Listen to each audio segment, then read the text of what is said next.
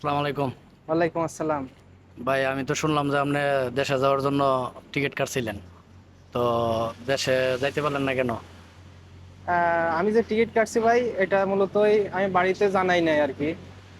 আমি এমন ভাবে বলতাম যে আমি সামনের মাসে হোক বা 1 মাস পরে হোক একটা বাড়ি যাওয়ার নিয়ত করেছি বা টিকিট কাটবো, এমন ভাবে বলতাম আর কি। হুম। তবে আমি যে টিকিট কাটছি এটা বাড়ি থেকে মূলতই জানতো না। পরে আমি মূলত জানাইনি, পরে যেভাবে আমি বলতাম যে আমি একটা বাড়ি যাওয়ার একটা আশা তাদের দিতাম আর কি। তারপরে এই তো মনে করেন আমি যে বাড়ি যাবো শোনার পরে বলতো তুই যে বাড়ি আসবি, এখন বাড়ি আসি কি করে খাবি, বা এখন যে বাংলাদেশের অবস্থা, তোর একটা বোন আছে, বোনের বিয়ে দিতে হবে, মানে মনে করেন সমস্যার শেষ নেই ভাই।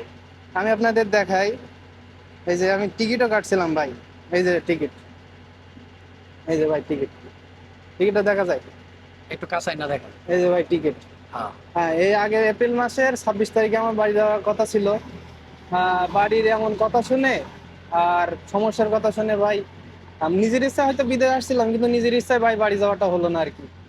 তা আপনাদের বলবো, হয়তো অনেকে আছেন ভাই বিদেশ যাওয়ার জন্য অনেক চেষ্টা করতেছেন, কিন্তু মূলত এই মালয়েশিয়াতে যারা অবৈধভাবে আছে তারা ভাই ভালো নেই। তারা বাড়ি যাওয়ার জন্য পাগল হইলেও তারা নিজের ইচ্ছায় ভাই যাইতে পারে না, অনেক হ্যাঁ। সমস্যা। আর আমার কাটা টিকিটও ক্যান্সেল করতে হয়েছে ভাই। এখন তো আপনি বাড়ির মূলত যাইতে পারতেছেন না, আপনার যে ফ্যামিলিতে যে সমস্যা, এই হ্যাঁ, সমস্যার কারণে যে ওইখানে টাকা পয়সা লাগবে। তো এখন যদি আপনার দেশে যান গা, তাহলে টাকা পয়সা ম্যানেজ করতে কষ্ট হয়ে যাবে গা। ওই হ্যাঁ, কারণেই তো আপনার এখন টিকিট ক্যান্সেল করতেছেন। হ্যাঁ, এই কারণে টিকিটটা ভাই ক্যান্সেল করা হয়ে গেছে। আর বাড়ি যাওয়া আমার আর হলো না, আমি একজন মালয়েশিয়া প্রবাসী। তবে পুরুষ মানুষ ভাই মূলত নিজের জন্য বাঁচে না, পরিবারের জন্য বাঁচে, সেটা ঠিক আছে। তারপরেও আমার মনে একটাই কষ্ট যে আমি আমার জানতো যা জীবিত বাপরে থুয়ে আইছি মালয়েশিয়া আসার পরে আমার বাপ মারা গেছে ভাই, আবার যাই যে দেখতে পারবো না, এইটা আমার মনে বড় কষ্ট। আর আমি বাড়ি যাওয়ার মূলত আমার ইচ্ছা ছিল যে আমার মা বেঁচে আছে, আব্বার হারাইছি, মারও যদি হারাই, এই এমন একটা কষ্ট মনে নিজের মধ্যে কাজ করে বলে বাড়ি যাওয়ার একটা ইচ্ছা ছিল। তবে সেই মারাই বলে যে বাড়ি এসে কি করে খাবি, তোর বোন আছে, তারপরে আরো নানান সমস্যা ভাই, যেটা কোনো বলে শেষ করা যাবে না। তো যাই হোক, এটাই বলতে চাই, আমার নিজের ইচ্ছায় আইছিলাম বিদেশ, কিন্তু নিজের ইচ্ছায় বাড়ি যাওয়া হলো না ভাই।